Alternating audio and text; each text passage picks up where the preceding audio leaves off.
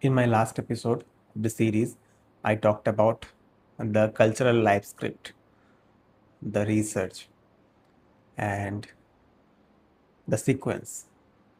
What's the sequence? You're born, you study, you work, you marry, you reproduce, and then you die. I talked about this sequence and I talked about who wrote it, who built it.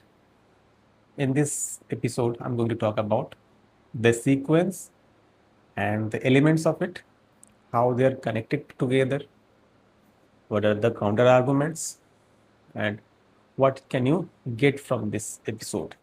So I say again, you're born, you study, you get a job, you marry, you reproduce, and then you die.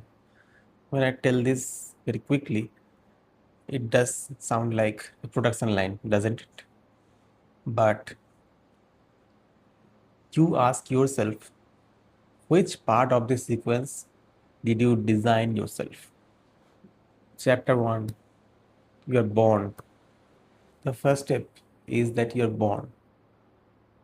And most of us have not much to say about it. I mean, did I say most of us? I mean, none of us has anything to say about it. The moment when we are born, we have nothing to say about it. We have nothing to control it. It's our parents. But right after you're born, you are assigned different meaning by the culture and the society. Your gender role, family expectations, your class, your religion, your nationality, and ideas about what a successful life is going to look like. You didn't choose the world you entered, but very quickly the world started telling you what a successful exit from the childhood is going to look like. Chapter 2, study. Okay, what do we study? The simple answer is to gain knowledge, to gain ideas about the world we are going to live in, we are going to spend the rest of our lives, to gain skills that are going to help us survive this world. I mean, there was a time when education meant teaching your child how to throw an arrow or how to swing an axe. The times were like that. If you needed to survive, you had to know how to hunt. That was a part of education that time. So, education or study is something we do because it helps us survive the future and survive well. That's why we study, that's why we gain knowledge, that's why we go to school, that's why we go to universities. But tell me one thing, if education is for that, then why some subjects are considered more respectable than others? When did grades become signals of ability and future status? Why do parents ask, what are you going to become even before you know what work is? Chapter 3, work. The question is, when did adulthood become synonymous to having a job? I mean, job is important, right? We do job because we need to survive. We have to earn. We have to buy a house. We have to eat. We have to get medical healthcare facilities. But work can become a gateway through which adulthood is socially validated. For example, can you pay your rent? Can you afford having a partner? Can you buy a house? Can you do parenting? Can you afford having kids? These things. Corporate brainwashing asks how workplaces shape people, and the metric asks how work is the central gateway to the adulthood, to a successful adulthood. Chapter 4 is marriage. The question is why marriage is more of a transition in life rather than an optional form of relationship. I mean, I have talked about social clock in my first episode, where I talked about the concept of timing of important life events, the concept of being late. We are not asked, why are you being late to marry? The, the question is embedded in a simple question. So, when are you getting married? A 1996 study of by Peterson's reveal that there are widespread beliefs about age norms of career and family transitions, and those beliefs change with changing demographics and culture. Chapter 5, reproduce. Okay, so reproducing is more of a biological step rather than a social norm, because you see reproduction has it has the body has to take part in reproduction, and age matters in this case. So there is a peak time in biological clock of humans which suggests when do we need to reproduce.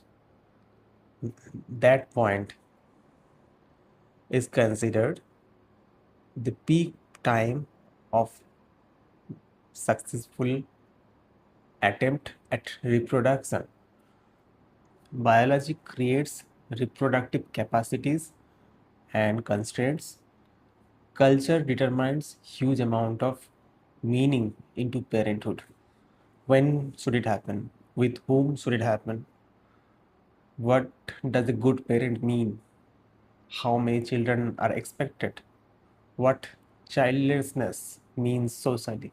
The question is therefore not why do humans reproduce? The question is why does parenthood become a social expectation rather than a biological possibility? Chapter 6, death. Now, this is an inevitable part of our life sequence, the final stage. The final step exposes something strange about the sequence.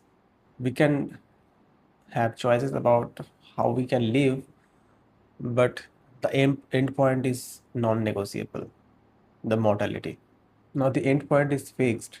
Why do we assume that there is one correct route to it? So, I talked to you about 6 steps of the sequence, right? I'm going to modify it a little, and I'm going to give 6 steps, and those are university degree, number one, number two,